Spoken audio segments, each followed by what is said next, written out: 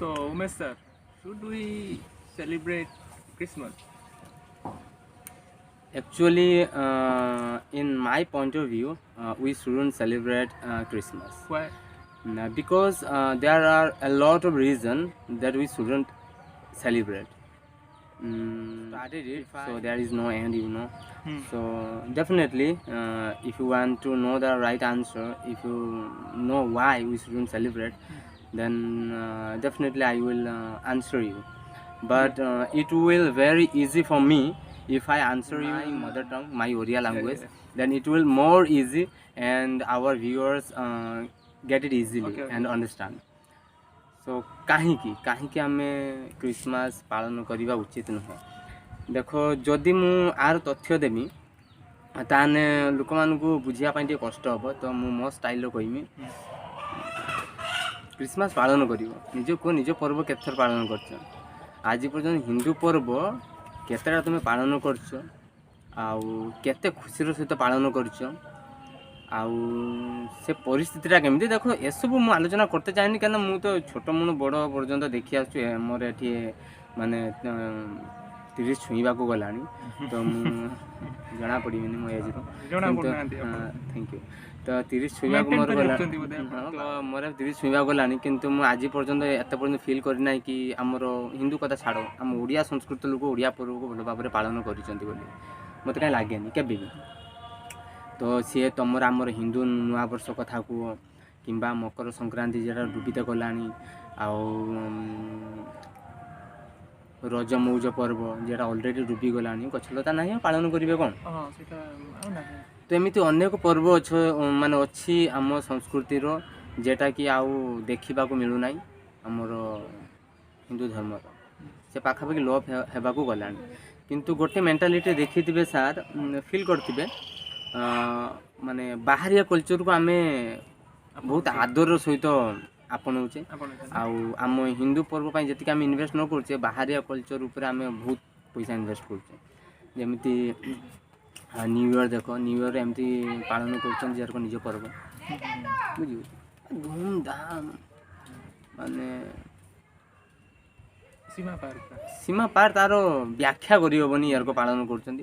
କାଲିଠାରୁ ମୋର କଲ୍ ଆସିଗଲାଣି, କାଲି ପାଖରୁ ମୋତେ କଲ୍ ଆସିଗଲାଣି କି ଆଉ ହଁ କ୍ରିସମାସ୍ ସୁଇସ୍, ତା ସହିତ ଆଉ ନ୍ୟୁ ଇୟର୍ କେମିତିକା କଟେଇବା। ମୁଁ କେନ କଟିମି, ମୁଁ ନ୍ୟୁ ଇୟର୍ କେନ କଟିମି? ରିଜନ୍ କ'ଣ? ଗୋଟେ ତଥ୍ୟ କୁହ, ନ୍ୟୁ ଇୟର୍ କାହିଁକି ପାଳନ କରିବାର ଉଦ୍ଦେଶ୍ୟ କ'ଣ, ଆଉ ଆମର ବେନିଫିଟ୍ କ'ଣ? ଦେଖ, ହିନ୍ଦୁ ସଂସ୍କୃତିର ଯେତିକି ଆମେ ପାଳନ କରେ, ହିନ୍ଦୁ ସଂସ୍କୃତିର ଯେତିକି ପରମ୍ପରା ପାଳନ କରେ, ତା ସହିତ କିଛି ମାନେ ଗୋଟେ ଷ୍ଟ୍ରଙ୍ଗ ମହତ୍ତ୍ୱ ହେଲା, ଗୋଟେ ଡିପ୍ ରିଜନ୍ ଥାଏ।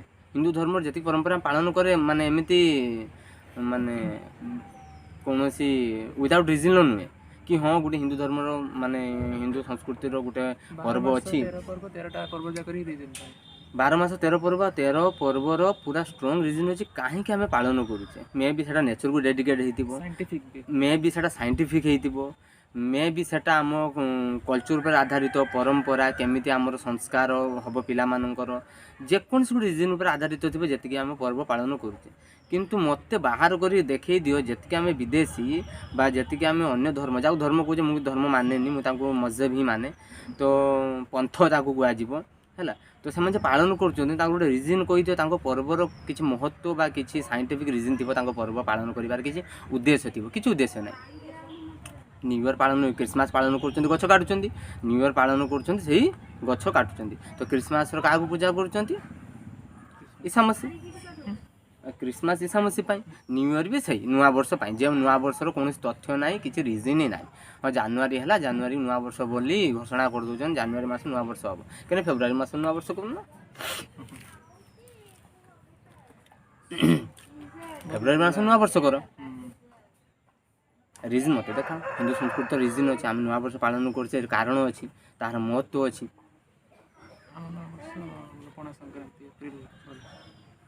ଠିକ୍ କଥା କହିଲେ ସାର୍, ତ କାରଣ ଅଛି, ଆମ ନୂଆବର୍ଷ ପାଳନ କରିବାର ଗୋଟେ ମହତ୍ତ୍ୱ ଅଛି। କ'ଣ ସେ ମହତ୍ତ୍ୱ? ନେଚର୍ କହିବ ଯେ ମୁଁ ନୂଆ ରୂପ ଧାରଣ କରିଛି। ପ୍ରକୃତି କହିବ କି ନୂଆ ରୂପ ଧାରଣ କରିଛି। ସକାଳୁ ଉଠିକି ଯେତେବେଳେ ଆମେ ଗାଧେଇ ସାରେ ନା, ଆମ ଅନ୍ତର ଆତ୍ମା ଫିଲ୍ କରେ, ଗୋଟେ ନୂଆ ଗୋଟେ ଲାଗେ ହେଲା। ସକାଳ ଆରମ୍ଭ ହୁଏ, ଗୋଟେ ନୂଆ ସମୟ ଆରମ୍ଭ ହୁଏ, ଗୋଟେ ମାନେ ଶୁଭ ସମୟ ଆରମ୍ଭ ହୁଏ ସକାଳ ଠାରୁ। ତ ସେମିତିକା ନୂଆ ବର୍ଷ ଯଦି ଆରମ୍ଭ ହେଉଛୁ ତାର କିଛି ତଥ୍ୟ ଥିବା ଦରକାର, ତାର କିଛି ରିଜନ୍ ଥିବା ଦରକାର କାହିଁକି ନୂଆ ବର୍ଷ ଆରମ୍ଭ ହେଉଛି। ତ ଯେତେବେଳେ ଗଛ ପତ୍ର ଝଡ଼ା ଦିଏ ତ ତାପରେ କ'ଣ ହୁଏ ନା ବସନ୍ତ ଋତୁରେ କ'ଣ ଗଛରେ ନୂଆ ପତ୍ର କଅଁଳେ। ଆହା ହା ସେ ସୁଲସୁଲିଆ ପବନ ମାନେ ଫିଲ୍ ହେବ ବର୍ଷଟା ନୂଆ ଆରମ୍ଭ ହେଉଛି ବୋଲି, କାହିଁକିନା ପ୍ରକୃତି ଆମକୁ ତାର ପ୍ରମାଣ ଦେବ ହେଲା। ତ ଗଛ ଲତାରେ ନୂଆ ପତ୍ର କଅଁଳିବ ହେଲା, ପ୍ରକୃତି ଗୋଟେ ନୂଆ ରୂପ ନେବ। ସେଇ ପ୍ରକୃତି ଆମକୁ ହିଁ ଜୀବନଦାନ ଦେଇଛି। ଜୀବନଦାନ କିଏ ଦେଇଛି? ଆରେ ସିଏ ତମେ ଖ୍ରୀଷ୍ଟିଆନ ଲୋକ କୁହ, ତମେ ମୁସଲିମ ଲୋକମାନଙ୍କ କଥା କୁହ, ତମେ ଯିଏ ଧର୍ମ କଥା କହୁଛ କୁହ, ତମେ ବୁଦ୍ଧିଷ୍ଟ ମାନଙ୍କ କଥା କୁହ, ଆମେ ବଞ୍ଚିଛେ କାହା ଦେଇକି? ପ୍ରକୃତି ଦେଇକି ହେଲା। ତ ପ୍ରକୃତି ଯେତେବେଳେ କହୁଛି ମୁଁ ନୂଆ ରୂପ ନେନି, ତାହେଲେ ତାଠାରୁ ବଡ଼ କଥା କିସ? ସେ ପ୍ରକୃତି ଆମକୁ ଜନ୍ମ ଦେଇଛି। ସେ ପ୍ରକୃତି ପାଇଁ ମୁଁ ଏଠି ବସିଛି, ତମ ସାଙ୍ଗରେ ଏଠି ମୋବାଇଲରେ ମୁଁ କଥାବାର୍ତ୍ତା କରୁଛୁ, ସେଇ ପ୍ରକୃତି। କିନ୍ତୁ ସେ ପ୍ରକୃତି କଥା ତମକୁ ଶୁଣାଯାଉନି। ଆମେ ଷ୍ଟାଇଲିଶ ହେବା, ଜାନୁଆରୀ ମାସର ମାନେ ପାଳନ କରିବା। କାଢ଼ିକି ଦେଖେଇଲେ ତମ ହିନ୍ଦୁ ସଂସ୍କୃତିରେ କେଇଟି ଜାନୁଆରୀ ମାସ ପାଳନ କରାଯାଏ ନୂଆବର୍ଷ କାଢ଼ିକି ଦେଖାଅ। ତଥ୍ୟ କ'ଣ? ଗଛ କଟାଯିବ, ହଜାର ହଜାର ଗଛ କଟା ହେଉଛୁ। ମାନେ କି ଜ୍ଞାନୀ ଆମେ, ଯିଏ ଆମକୁ ଜୀବନ ଦାନ ଦେଉଛି, ଆମେ ତାକୁ କାଟିକି ପୁରା ମୂଳ ନିପାତ କରିଦେଉଛେ। ବୁଝିଗଲା? ଗଛ ଲତା ଆମକୁ ଜୀବନ ଦାନ ଦେଉଛି, କିନ୍ତୁ ସେଇ କ୍ରିସମାସ୍ ସେଇ ନ୍ୟୁ ଇୟର୍ର କେତେ ହଜାର ହଜାର ଗଛ କଟା ହେଉଛୁ ସେଟା ତୁମେ ଜାଣିନ।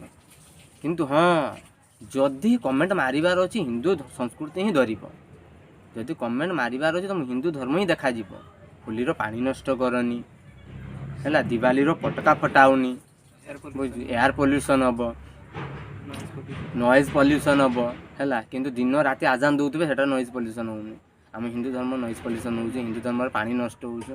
ଆରେ ପାଣି ନଷ୍ଟ କେଇଟି ହେଉଛୁ ହେଲା, ଯଦି ଏବେ ପ୍ରମାଣ ଦେମି ତୁମର ମଥା ଚକ୍କର ଖାଇଯିବ। ଦୁବାଇ ଯାଅ, ଦୁବାଇକି ଯାଅ, ତାଙ୍କର ଘର ଯେ ଠିଆ ହେଇଛି ନା, ପ୍ରତ୍ୟେକ ଦିନ ହଜାର ହଜାର ଲିଟର ପାଣି ଖାଲି ତାଙ୍କ ଘର ଖାଉଛି ଠିଆ ହେବା ପାଇଁ, ବେସ୍ର ଷ୍ଟ୍ରଙ୍ଗ ହେଇକି ରହିବା ପାଇଁ, କାହିଁକିନା ସେଇଟା ମରୁଭୂମି ଜାଗା। ତ ସେଠି ବିଲ୍ଡିଂ ଠିଆ ହେବା ପାଇଁ ପାଣି ନିହାତି ଦରକାର, ମାନେ ଜାଗାଟା ଷ୍ଟ୍ରଙ୍ଗ ହେବା ଦରକାର, ଯାହା ପାଇଁ ତାଙ୍କର ଦିନକୁ ହଜାର ହଜାର ମାନେ ପାଣି ଲିଟର ଖାଲି ପାଣି ତାଙ୍କ ମାନେ ଘର ଖାଇଯାଉଛି ହେଲା। କିନ୍ତୁ ବର୍ଷକୁ ଥରେ ଆମର ଗୋଟେ ପର୍ବ ପାଳନ କରିବା ପାଇଁ ବି ଆମକୁ ରିଜିନ୍ ଦେବାକୁ ପଡ଼ିବ କି କାହିଁକି ଆମେ ପାଳନ କରିବା। ତୁମ କଥାର ଯେଉଁମାନେ ସବୁ ତଥ୍ୟ ଦେଉଛନ୍ତି, ଯେଉଁମାନେ ସବୁ ପୂଜା ଠିକ୍ ପୂର୍ବ ଦିନ 5 ଦିନ ପୂର୍ବରୁ ଆସିକି ଯେ ଜ୍ଞାନ ଦେଇଯିବେ ହେଲା। ଆଉ ତମେ ତ ଆମର ହିନ୍ଦୁ ଲୋକ ପୁରା ବହୁତ ଚାଲାକ।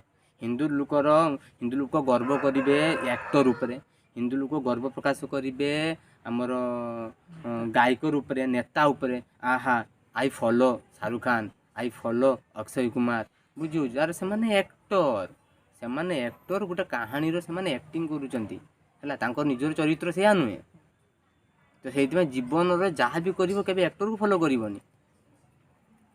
ଗୋଟେ ଆକ୍ଟରକୁ ନିଜ ଜୀବନର ମାନେ ଗାଇଡେନ୍ସ ବୋଲି ଭାବିବନି। କେତେ ମହାନ ରାଜା ଯାଇଛନ୍ତି, କେତେ ମହାନ ସାଧୁ ସନ୍ଥ ଯାଇଛନ୍ତି, ତାଙ୍କୁ ଫଲୋ କର। ଏ ଆକ୍ଟରମାନଙ୍କୁ ଫଲୋ କରି କ'ଣ ହେବ? କାରଣ ସେମାନେ ଆକ୍ଟିଂ କଲେ, ତୁମକୁ ଯାହା ଦେଖେଇଲେ ସେଟା ଜଣକର କାହାଣୀ, ତାଙ୍କ ନିଜର ଚରିତ୍ର ନୁହେଁ ସେଟା। ତ ସେଇଥିପାଇଁ ଗୋଟେ କଥା ମନେ ରଖ, ଆକ୍ଟରକୁ ଫଲୋ କରିବା ବନ୍ଦ କର। ସିଙ୍ଗର, ଆକ୍ଟର, ଆମର ନେତା, ତ ଏମାନଙ୍କୁ ଫଲୋ କରିବା ବନ୍ଦ କର। ଏମାନଙ୍କର ମାନେ ନିଜର ଅସ୍ତିତ୍ୱ ନାହିଁ, ଟଙ୍କା ପାଇଁ ଏମାନେ ଏଠିକି ଆସୁଛନ୍ତି। କେବଳ ଅର୍ଥ ଉପାର୍ଜନ କରିବା ଏମାନଙ୍କର ମାନେ ପ୍ରଥମ ଲକ୍ଷ୍ୟ। ତ ସେଇଥିପାଇଁ ମୁଁ ରିକ୍ୱେଷ୍ଟ କରୁଛି, ହିନ୍ଦୁମାନେ ଜାଗ୍ରତ ହୁଅ ହେଲା, ଟିକେ ଜ୍ଞାନୀ ହୁଅ। କ୍ଲାସ୍ ପାସ୍ କରିଗଲେ ତୁମେ ଜ୍ଞାନୀ ହେଇଯିବ, ଏଟା ଭୁଲ ଧାରଣା ମନରେ କେବେ ଆଣନି।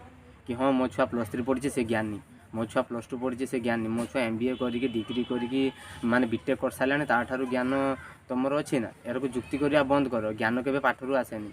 ତୁମେ ଯଦି ଅଧିକା ପାଠ ପଢ଼ିବ ତୁମେ ଲିଟରେଟ୍ ହେବ, କିନ୍ତୁ ଏଜୁକେଟ୍ କେବେ ବି ହେଇପାରିବନି। ଏଜୁକେଟ୍ ହେବା ପାଇଁ ରିସର୍ଚ୍ଚ ଦରକାର ହେଲା। ପଢ଼ିନେ ଖାଲି ପାଠ ଶିଖିବ, ରିସର୍ଚ୍ଚ କଲେ ତୁମକୁ ଜ୍ଞାନ ମିଳିବ। ଆଉ ତୁମେ ଯେ ଭାବୁଛ ତୁମର ଯେ ଶିକ୍ଷା ଅନୁଷ୍ଠାନ, ତୁମର ଯେ ଏଜୁକେସନ୍ ସିଷ୍ଟମ୍ ତୁମକୁ ଭଲ ଶିକ୍ଷା ଦେଉଛି, କେବେ ନୁହେଁ। ଆମର ଏଜୁକେସନ୍ ସିଷ୍ଟମ୍ ତ ଦରିଦ୍ର ଅବସ୍ଥାରେ ଅଛି। ସିଏ ତ ନିଜେ ବାଡ଼ି ଧରିକି ଚାଲୁଛି ଆମ ଏଜୁକେସନ୍ ସିଷ୍ଟମ୍, ତୁମକୁ ଶିଖେଇବ କିସ? ଇଂରେଜ ଆସିଲେ NCERT ଦେଇଗଲେ, ଗୁରୁକୁଳକୁ ସବୁ ଫାଇନ୍ ଦେଇକି ବନ୍ଦ କରିଦେଲେ ହେଲା। କିଏ ସରକାରୀ ନୁହେଁ, ଗୁରୁକୁଳ ଚାଲିପାରିବନି ହେଲା। 40,000 ଗୁରୁକୁଲ ଏବେ ମାନେ ଡେଷ୍ଟ୍ରୟ ହେଇସାରିଛି, ମାତ୍ର କେଇଟି 200-300ଟା ବଞ୍ଚିଥିବ ହେଲା। କିନ୍ତୁ ଯେଇଠି ମଦରସା ଥିଲା 200-300ଟା, ଏଠି ହେଇଗଲାଣି 50,000 ହେଲା। ମଦରସା ମାନେ ପଢ଼ା ହେଉଛି ଆତଙ୍କବାଦୀ ତିଆରି କରେ, କିନ୍ତୁ ତାଙ୍କର ସଂସ୍ଥା ବଢ଼ି ଚାଲିଛି। କିନ୍ତୁ ଆମେ କହୁଛୁ ମଣିଷ ପଣିଆ ତିଆରି କର। ଆମ ହିନ୍ଦୁ ସଂସ୍କୃତି ସନାତନ ଧର୍ମ କହୁଛୁ ମଣିଷ ପଣିଆ ଶିଖାଉଛୁ, ଆମକୁ ମଣିଷ ପଣିଆ ତିଆରି କରିବା ଶିଖାଉଛୁ, କିନ୍ତୁ ସେଇ ସଂସ୍କୃତିର ପତନ ଘଟିଲାଣି। ତାପରେ ତୁମେ ନିଜକୁ କହୁଛ ମୁଁ ଜ୍ଞାନୀ। ଯେଉଁ ସେକୁଲାର ନିଜ ଜ୍ଞାନୀ ବୋଲି କହୁଛୁ ହେଲା, ସିଏ ମାନେ ମୁଁ ତାକୁ ମୋ ନଖ ମଳି ସହିତ ବି ତୁଳନା କରେନି। ଆଉ ଯିଏ ହିନ୍ଦୁ ସଂସ୍କୃତି ହେୟ ମନେ କରୁଛୁ, ଯିଏ ହିନ୍ଦୁ ସଂସ୍କୃତିକି ରେସ୍ପେକ୍ଟ ଦେଉନାହିଁ ହେଲା, ସିଏ ତ ମୋ ଆଗରେ ବଡ଼ ମୂର୍ଖ।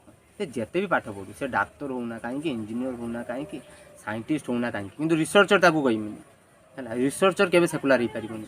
ଜଣେ ରିସର୍ଚ୍ଚର କେବେ ବି ତା ଜୀବନ କାଳ ଭିତରେ ସେକୁଲାର ହେଇପାରିବନି, କାହିଁକିନା ସେ ରିସର୍ଚ୍ଚ କରୁଛୁ। ସେ ସତ କ'ଣ ଜାଣିଛି? ହଁ ପଇସା ପାଇଁ ଚେଞ୍ଜ ହେଇଯାଇପାରେ। ତ ଏଇ ଯେ କେତେଜଣ ସେକୁଲାର ଅଛନ୍ତି ଯେଉଁମାନେ କି ମାନେ ଏଇ ଯେ ପଲିଟିକ୍ସକୁ ନେଇକି ଯେ ସମର୍ଥନ କରୁଛନ୍ତି, କିଏ ବିଜେଡ଼ିକୁ ସମର୍ଥନ କରୁଛୁ, କିଏ କଂଗ୍ରେସକୁ ସମର୍ଥନ କରୁଛୁ, ଠିକ୍ କଥା। ଯଦି ତୁମେ ପଇସା ପାଇଁ ବିଜେଡ଼ି ସମର୍ଥନ କରୁଛ ତାହେଲେ ଥମ୍ସଅପ୍, ବଢ଼ିଆ ଲୋକ ତୁମେ। ତୁମେ ଯଦି ପଇସା ପାଇଁ କଂଗ୍ରେସକୁ ସମର୍ଥନ କରୁଛ ତାହେଲେ ବି ଥମ୍ସଅପ୍, ଠିକ୍ ଲୋକ ତୁମେ, କାହିଁକିନା କିଛି ମିଳୁଛି। କିନ୍ତୁ ଯଦି ଅଜାଣତେ ଅଜ୍ଞାନ ସ୍ୱରୂପ ତୁମେ ଯଦି କିଏ ବିରୋଧୀ ପାର୍ଟିକୁ ସମର୍ଥନ କରୁଥିବ, ଯିଏକି ହିନ୍ଦୁତ୍ୱକୁ ସପୋର୍ଟ କରୁନି, ତାହେଲେ ତୁମଠାରୁ ବଡ଼ ମହାମୂର୍ଖ କେହି ନାହାନ୍ତି। ହଁ ଯଦି କିଛି ପାର୍ଟି ପାଖରୁ ପଇସା ମିଳୁଛୁ ହେଲା, ଆମର ପରିବାର ଚଳୁଛି, ତାହେଲେ ସେ ପାର୍ଟିକୁ ସମର୍ଥନ କର, ସେମିତି ସଂସାର ବୁଡ଼ିତେ ବସିଲାଣି। କିନ୍ତୁ ଯଦି ତୁମେ ବିନା ପଇସାର ଅଜ୍ଞାନତାର ସହିତ ହେଲା କିଏ ପାର୍ଟିକୁ ସମର୍ଥନ କରୁଛ, ଯିଏକି ହିନ୍ଦୁତ୍ୱକୁ ଅପୋଜ କରୁଛୁ, ତାହେଲେ ତୁମଠାରୁ ମହାମୂର୍ଖ କେହି ନାହାନ୍ତି। ତୁମ ଜୀବନ କାର୍ଯ୍ୟକାଳ 20 ବର୍ଷ ବିତିଯିବ ହେଲା, ତାପରେ ତୁମ ଆସନ୍ତା ପିଢ଼ି କିସ କର୍ମ ଭୋଗିବ, ଆଉ ସେ କେମିତିକା ନଜରରେ ତୁମକୁ ଦେଖିବ କି ମୋ ବାପା ଥିଲା ଗୋଟେ ଡରୁଆ, ସେଇଥିପାଇଁ ମୁଁ ଏ କଷ୍ଟ ଭୋଗୁଛୁ ହେଲା। ତ ଥରେ ଯଦି ରାଗିମି ତ କହିବା ଶେଷ ହେବନି। ଆଉ ଏ ମୂର୍ଖ ହିନ୍ଦୁମାନଙ୍କୁ ବୁଝେଇବା ବି ସହଜ ନୁହେଁ, କାରଣ ଆଙ୍କ ସଂସ୍କୃତି ଆଙ୍କର ପସନ୍ଦ ନୁହେଁ। ଏଇ ମଝିରେ ଗୋଟେ ଦେଖୁଛନ୍ତି, ହସ ଲାଗିଲା ଦେଖିକି ହେଲା, ପାଉଁଶ କିଲୋ 250 ଟଙ୍କାରେ ବିକ୍ରି ହେଉଛି, 250-300 ଟଙ୍କା ପାଉଁଶ, ଘଷି ପାଉଁଶ ହେଲା, ଗୋବର ଯେ ତିଆରି ହୁଏ ଘଷିରୁ ପାଉଁଶ, ସେଟା ବିକ୍ରି ହେଉଛି 300 ଟଙ୍କା କିଲୋ, 250-300 ଟଙ୍କା କିଲୋରେ ବିକ୍ରି ହେଉଛି ହେଲା। କିନ୍ତୁ ଦିନ ଥିଲା ଏଇ ହିନ୍ଦୁମାନେ ତାକୁ ହିଁ କିସ କହୁଥିଲେ, ଘଷି ପାଉଁଶ ତୁ ଦାନ୍ତ ଘଷୁଛୁ ନା, ଏବେ ଯୁଗ କେତେ ଆଡ଼େ ଗଲାଣି, କଲଗେଟ୍ ଘଷୁନୁ, କ୍ଲୋଜଅପ୍ ଘଷୁନୁ ହେଲା, ସେ ଇଭେନ୍ ରାମଦେବ ବାବା ହେଉନା କାହିଁକି ତା ପେଷ୍ଟ ଘଷୁନୁ, ତୁ ଏଠି ଘଷି ଘଷୁଛୁ ନା। ଦେଖିଲା ବେଳକୁ ଯେତେବେଳେ ସାଇଣ୍ଟିଷ୍ଟ ମାନେ କହିଲେ ଘଷିର କେତେ ଉପକାରୀ ଗୁଣ, ସେଇ ଘଷିକି କିଣିକି 250 ଟଙ୍କାରେ ଘଷୁଛୁ, ଲଜ୍ଜା ନାହିଁ। ନିଜକୁ ହିନ୍ଦୁ କହୁଛ, ନିଜ ସଂସ୍କୃତି ତ ବୁଡ଼େଇ ଦେଇ ସାରିଲଣି ହେଲା। ଘଷିକି ଦିନ ପରେ ଆଉ କହୁଥିଲ ମାନେ ଆମେ ଡେଭଲପ୍, ଆମେ କଲଗେଟ୍ ଘଷିବା, ତ ଏବେ ସେଇ ଘଷିକି କିଣିକି ଘଷୁଛ, ତାଠୁ ଲଜ୍ଜାଜନକ କଥା କିସ? ହିନ୍ଦୁ ସଂସ୍କୃତିର ଯେତିକି ବି ଜିନିଷ ଅଛି ନା, ତାର ସବୁର ମହତ୍ତ୍ୱ ଅଛି। ତ ହିନ୍ଦୁ ସଂସ୍କୃତି ବୁଡ଼ିବା ପୂର୍ବରୁ, ଆମ ଇମ୍ପୋର୍ଟାଣ୍ଟ ଜିନିଷ ନଷ୍ଟ ହେବା ପୂର୍ବରୁ ସାବଧାନ ହେଇଯାଅ। ଆଉ ମୁଁ ଆଶା କରୁଛି ଏତିକି କଥା ତୁମର ଜ୍ଞାନ ରୂପକ ମସ୍ତିଷ୍କକୁ ଆହୁରି ବିଶାଳ ଜ୍ଞାନ ପ୍ରଦାନ କରୁ ହେଲା। ଆଉ ତୁମେ ଜ୍ଞାନର ଗୋଟେ ମାନେ ମହାନ ଜ୍ଞାନର ଅଧିକାରୀ ହୁଅ, ଜ୍ଞାନୀର ଅଧିକାରୀ ହୁଅ, ଆଉ ମାନେ ଚାଲାକ ହୁଅ। ଆଉ ବାକି ଆମେ ତ ହୁଣ୍ଡା ରହିଥିବା। ଆଉ ମୁଁ କହିଲି, ଆଉ ମୁଁ ଲୁଚିକି ବସିବିନି ମୁଁ ଟୋଟାଲି। ଆଉ କ୍ଷମା କରିବେ ଯଦି ଭାଷାର କିଛି ପ୍ରୋବ୍ଲେମ୍ ହେଉଥିବ, କାହିଁକିନା ଆମେ ବାଲେଶ୍ୱରିଆ, ଟିକେ ଭାଷାର ପ୍ରୋବ୍ଲେମ୍ ରହିବ ହେଲା। ହଁ ରହିବ, ଭାଷାର ପ୍ରୋବ୍ଲେମ୍ ରହିବ, ତ ସେଟାକୁ ଟିକେ ନଜର ଅନ୍ଦାଜ କରିବେ। ଆଉ ମୋ କହିବାର ଅର୍ଥଟାକୁ ଟିକେ ବୁଝିବା ପାଇଁ ଚେଷ୍ଟା କରିବେ। ତ ଆଜି ପାଇଁ ଏତିକି, ପୁଣି ଦେଖା ହେବ। ବାଲେଶ୍ୱରିଆ ଭାଷା ଟିକେ ଭଲ ଲାଗେ, ଶୁଣିତେ ଭଲ ଲାଗେ, ଆମେ ଟିକେ ସବୁ ସ୍ପିଡ଼ର କୁହେ ଆମେ, ଆଉ ଆମର ମିକ୍ସିଂ ହେଇଯାଏ। କିନ୍ତୁ ଡିଫରେନ୍ସ କିସ ନା, ଗୁଡ଼କୁ ଗୁଡ଼ କହିବା କିନ୍ତୁ ଚିନିକି ସଫା ଚିନି କହିବା। ତ ଯଦି ମୁଁ ଏ ଭାଷାକୁ ଜଗିବାକୁ ଯିବି, ତାହେଲେ ମୋର ଯେ ଭାବନାଟା ଯେ ଭିଡ଼ିଓ ଲେନ୍ଥ ବଢ଼ିଯିବ, ତାପରେ ମୋତେ କହିବାରେ ପ୍ରୋବ୍ଲେମ୍ ହେବ। ତ ଡେଲି ଥର ଆଲୋଚନା କରିମି ହେଲା। ଫେସବୁକ୍ ଉପରେ ମୁଁ ଏଇସବୁ ଭିଡ଼ିଓର ଫୁଲ୍ କରିଦେମି ହେଲା। ଯଦି ମୋ ପୋଷ୍ଟ ଭଲ ଲାଗୁଛି ଦେଖ, ଯଦି ମୋ ପୋଷ୍ଟରୁ କିଛି ଶିଖିତେ ମିଳୁଛି ତାହେଲେ ଦେଖ, ନହେଲେ ସେମିତି ବି ତୁମମାନଙ୍କର ଆବଶ୍ୟକତା ନାହିଁ। ଏ ଭିଡ଼ିଓ ବନାଉଛି ମୁଁ ମୋ ଆସନ୍ତା ପିଢ଼ି ପାଇଁ, ସେମାନେ ଦେଖିବେ, ଆଟଲିଷ୍ଟ ତ ଟିକେ ସପୋର୍ଟ କରିବେ। कहना हमें तो आपनों ने लूटा, गैरों में क्या दम था, हम वहीं पे डूबे थे ହେଲା, ଯାହା ପାନି ହିଁ नहीं था। ତ ସବୁଦିନ ଯିବ, ମୋ ସହିତ ଜଡ଼ିତ ରୁହନ୍ତୁ ଯଦି କିଛି ଜାଣିବାକୁ ଚାହୁଁଛନ୍ତି। ସେମିତି ମୁଁ ଏତେ ଜ୍ଞାନୀ ନୁହେଁ, କିନ୍ତୁ ମୋତେ ଯାହା ଲାଗୁଛି ମୋ ହୃଦୟରୁ ମୁଁ ଫିଲ୍ କରୁଛି ଯେ ହିନ୍ଦୁତ୍ୱରୁ ବଡ଼ କିଛି ନାହିଁ ହେଲା। ମୁଁ କେତେଟାର ତଥ୍ୟ ଦେଇପାରେ, କେତେଟା ତଥ୍ୟ ଦେଇ ନପାରେ, କାରଣ ଆକ୍ରମଣକାରୀମାନେ ଆସିକି ଆମର ବହୁତ ଗୁଡ଼ା ଆମର ବ୍ରେନ୍କୁ ୱାଶ୍ କରିସାରିଛନ୍ତି। ଆମର ଯେ ମହତ୍ତ୍ୱ ଥିଲା, ଯେ ମୂଲ୍ୟ ଥିଲା, ଯେ ଭ୍ୟାଲ୍ୟୁ ଥିଲା, ତ ସେ ସବୁ ଲୁପ୍ତ ହୋଇସାରିଛି। ତ ଯଦି ବି ମୋତେ କେଇଟାର କୌଣସି ତଥ୍ୟର ମୋତେ ପ୍ରମାଣ ମାଗିବ, ତାହେଲେ ମୁଁ ଦେବା ପାଇଁ ଅସମର୍ଥ। କାରଣ ସେସବୁର ତଥ୍ୟ ହିଁ ନାହିଁ।